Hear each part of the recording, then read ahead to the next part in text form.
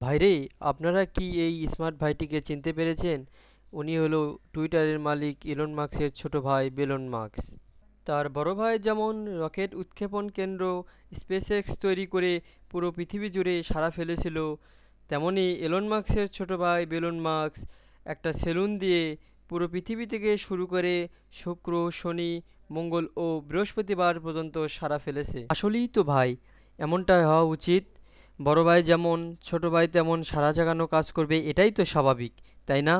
তবে তাদের মায়ের ইচ্ছা ছিল বড় ভাই ইঞ্জিনিয়ার হবে আর ছোট ভাই মিলিয়নিয়ার হবে। ঠিক তেমনটাই হয়েছে। বড় ভাই ইঞ্জিনিয়ার হয়ে অনেক কিছু আবিষ্কার করে ফেলেছে। এখন তো বাঞ্চোত ডোনাল্ড ট্রাম্পের সাথে রাজনীতি করা শুরু করেছে। আপনাদের একটা গোপন তথ্য শেয়ার করি। একদিন এলন মাস্ক বেলন মাস্ককে ডেকে এনে বলল, তুই কি কিছু করবি, না সারা জীবন বসে বসে আমার কামাই খাবি? কিছু একটা কর, না হয় তুই আমার টেসলার দায়িত্ব সামলা। এর এই কথায় বেলন মাস্ক অনেক কষ্ট পায়। তারপর সে এলন মাস্ককে বলে, আমি কেন তোমার টেসলা দেখতে যাব? আমি আমার নিজের কোনো ব্যবসা দাঁড় করাবো।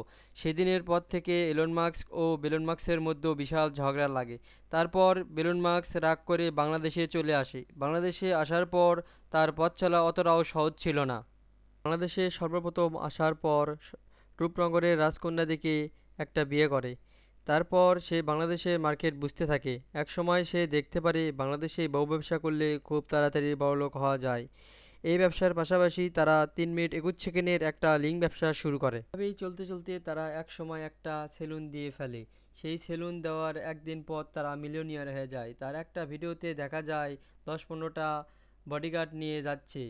সেলুনে ঢোকার পর কেউ তার জুতা মুছে দিচ্ছে, কেউ আবার তার কোট খুলে দিচ্ছে। তবে তাকে দেখলাম সেলুনে এসে একটা ক্যালকুলেটরে হিসাব নিকাশ করতিছে। এই বিষয়টা ঠিক জমলো না। যদি বাল গেটসের মতো একটা ল্যাপটপ নিয়ে হিসাব করতো তাহলে জমে যেত। বাল গেটসই সেলুন দিয়ে সর্বপ্রথম মিলিয়নিয়ার হয়েছে। এর অনুপ্রেরণায় বেলন মার্কসও সেলুন দিয়েছে।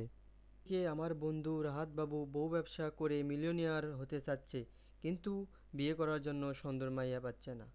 যদি আপনাদের কোনো মাইয়ার খোঁজ থাকে তাহলে আমার বন্ধু টিকটক অথবা ফেসবুকে যোগাযোগ করুন।